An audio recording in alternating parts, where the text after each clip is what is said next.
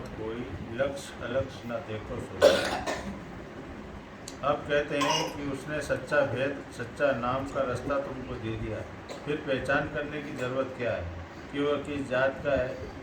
महात्मा महापुरुष तो सभी जातियों में आए हैं। अरे भाई, आपको तो सच्चा रास्ता घर जाने का मिल गया है, अब जात पात क्यों पूछते हो? भेद तो सच्चा दे दिया है, अब उसकी कमाई कर लो। कमाई तभी बनेगी जब तुम धूल बन जाओगे। किसी तरह की चित्त में पकड़ और चंचलता नहीं रहेगी तभी काम बनेगा।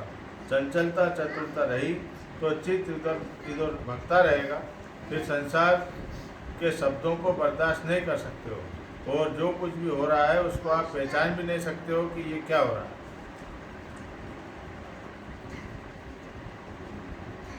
तब तक खेल बिगड़ जाएगा।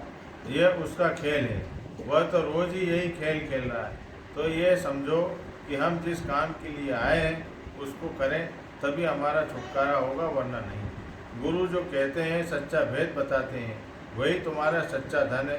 बात बात में फंस जाओगे तो फिर कुछ होने वाला नहीं है। एक बार ये मनुष्य शरीर हाथ से निकल गया तो फिर दोबारा मिलने वाला नहीं है। शब्द का भेद लेकर तुम उनसे कमाओ शब्द दमदम।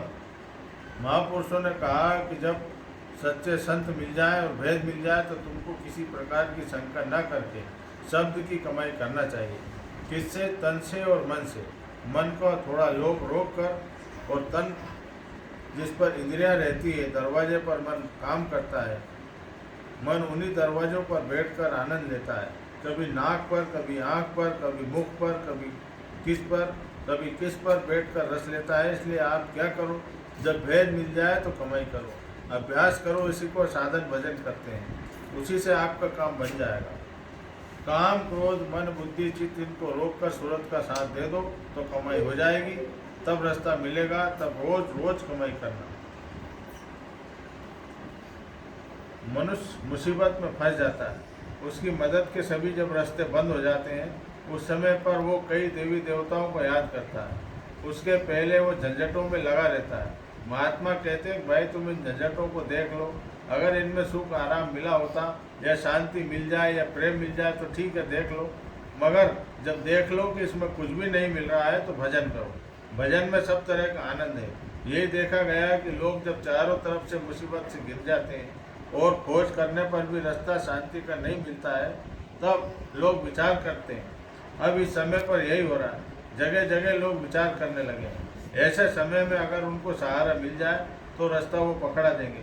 रास्ता पकड़ने से जीवन में सुख मिल जाएगा। लेकिन जब तक भोगों में फंसकर यह सोचता रहेगा कि मुझे आनंद मिल जाएगा, भोगों में सुख मिल जाएगा, तो संभव नहीं है। भजन करने से ही तुम्हारे कष्ट हटेंगे, और ये जो चीज़ें अधूरी है वो अधूरी रहेंगी। ये नाशवान देश है, इसीलिए यहाँ कोई स्थायी रूप से नहीं रह सकता है। जितने भी सामान आपने यहाँ बनाए, उन सबको छोड़ करके आपको यहाँ से जाना होगा। यही हमको याद रखना चाहिए कि हम किस आधार पर टिके हुए हैं और कब तक रहेंगे। मानवता का ज्ञान हो तो काम बन जाएगा। जब तक मानवता का बोध नहीं है तब तक कुछ होने वाला नहीं है। भजन करने की आदत बनाओ, सत्संग आपको जगह देगा और वासनाओं को खत्म कर देगा। अरे मुसाफिर रहना तुम होशियार, ठगों ने आन बिठाया जा। अब अपना सुख और आनंद छोड़कर इस संसार में तुम मुसाफिरी कर रहे हो। अब 84 में नरकों को काट करके अभी आए हो। तुम्हारा यहाँ बड़ी मुश्किल से भोग पूरा हुआ है और तुम्हें यह मनुष्य शरीर मिला है। अब अच्छे कर्म नहीं करोगे तो फिर वापस नरकों और 84 में चले जाओगे। हे राहगीर, हे मुसाफिर, रास्ता चलने वाले, घर से लेकर बाहर तक, ये सब ठग हैं। इनसे तुमको होशियार रहना होगा।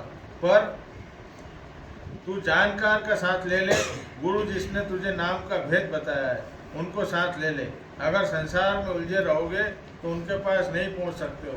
तू ना समझ सकेगा कि शुभ और अशुभ कर्म क्या होते हैं, पाप क्या होता है, पुण्य क्या होता है। तो मनुष्य यानी आपकी सर्वश्रेष्ठ योनि इस समय पर है। इसी में कर्म करने का आपको अधिकार है, किसी और भोग योनि में नहीं है। बाकी योनियाँ भोग योनि है, इनमें कर्मों का फल मिलता है।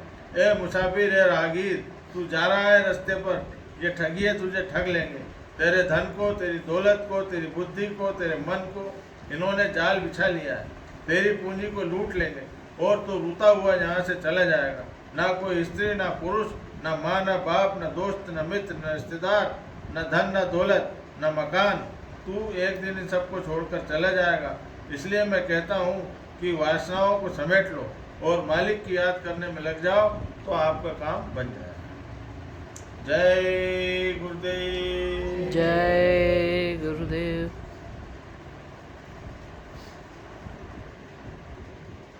आज के सत्संग में परम पूज्य स्वामी जी महाराज ने संसार की नश्वरता का बोध कराते हुए कहा कि ठग यहाँ पर लोग ठग लेंगे।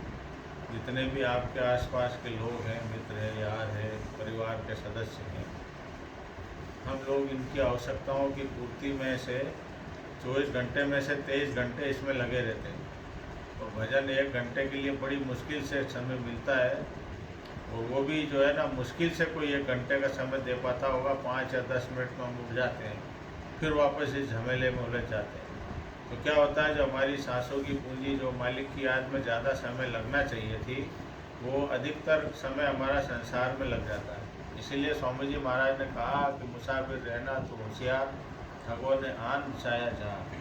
यानी सुमरन, ध्यान और भजन की जो हमारी असली कमाई है, जो हमारी नाम की कमाई है, वो अधिकतर इनकी इच्छाओं की पूर्ति में चली जाती है। और हम ठगे के ठगे रह जाते हैं। रोज़ दिन उग रहा है, रोज़ रात हो रही है, और रोज़ जो है समय बीतता जा रहा है। हमारे जीवन की शाम ढलने वाली है। हम सभी एक एक करके स्मृति लोक से विदा होंगे। तो विदा होने से पहले अगर हमने इस बार आपके मनुष्य शरीर का दांव अगर छोड़ दिया, तो फिर कैसे अगला जन्म किस तरह कहाँ मिलेगा। स्वामी जी ने कहा कि इस समय पूरे गुरु ने तुमको नाम दे दिया, पूरा भेद तुमको पता है, तो तुम चलने में ढिलाई पुलाई क्यों करते हो। गुरु का साथ लेकर, गुरु का बल लेकर, उनकी आज्ञाओं का पालन करके, सत्संग को अपने हृदय स्थल में स्थान दे करके, सुमरन, ध्यान, भजन अच्छी तरह से करके, बिना शंका किए, अपने गुरु में शंका बिल्कुल नहीं करना है, दृढ़ विश्वास के साथ और पूरी आस्था के साथ कि जिन्होंने हमारा नाम, जिनने हमको नामदान दिया है, जिन्होंने हमारी बाहों को पकड़ा है, वो हमारा हाथ किसी समय नहीं छोड़ेंगे। बस यही विश्वास रख कर के हमें अपना काम करना है। उनके सिवा हमारा कोई हितकारक, कोई हितचिंतक इस मृत्युलोक में है नहीं, सिर्फ उनका ही सहारा है। भरोसो चरण कमल का तेरे। जब गुरु के चरण कमल पर अटल विश्वास हो जाता है और अंतर में उनके चरण कमलों का दीदार साधक को होने लगता है, तो फिर उसके अंदर की शंकाएँ सब समाप्त हो जाती है। फिर उसको सब जगह गुरु ही गुरु दिखाई देते हैं, और उनके सिवा संसार में कोई भी हितकारी नज़र नहीं आता है। तो यही इतना प्यार जब गुरु से हो जाएगा, तो गुरु आपसे कैसे दूर रख सकते हैं। वो तो आपके साथी हैं।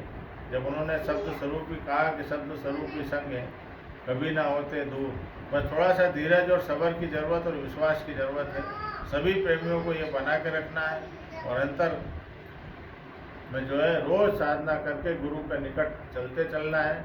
यही हमारे जीवन का लक्ष्य होना चाहिए। आज हनुमान जयंती के अवसर पर जिस तरह से हनुमान जी ने एक राम के सिवा किसी और चीज़ के आगे सिर नहीं झुकाया, इसी प्रकार हमको भी हनुमान की तरह अपनी भक्ति को मजबूत करना है। हनुमान रामायण के अंदर भक्ति के पात्र थे। जो राम ने कहा वही उन्होंने किया, और जो काम उनको बता दिया गया उसमें उन्होंने अपना सर्वस्व न्यौछावर करके जिया।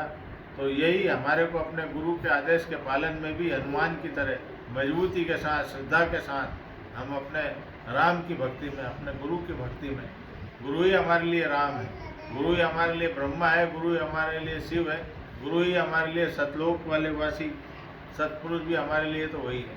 तो हम तो इनको किसी को जान ही नहीं सकते थे जब तक उन्होंने नहीं समझाया होता, तो हम तो इसी में उलझ जाते। तो उन्होंने बताया भेद, और उन्होंने ही सब कुछ समझाया, इसीलिए वही हमारे लिए तो सब कुछ है। सिर्फ इतनी मजबूती अपने भक्ति में लेते आओ कि हर हाल में गुरु की मौज में अच्छा लगे, सुहाए, और वही हमारे लिए सर्वश्रेष्ठ बने। तो आज इस हनुमान जयंती के अवसर पर ये आज का दिव्य सत्संग आपको श्रवण करने को मिला, और हमको मालिक की याद आई। अब बैठ करके जरा सुमरन, ध्यान और भजन कर लो। बहुत अच्छा आज मौका है, पूनम है, गुरुवार है तो गुरु पूनम ही है।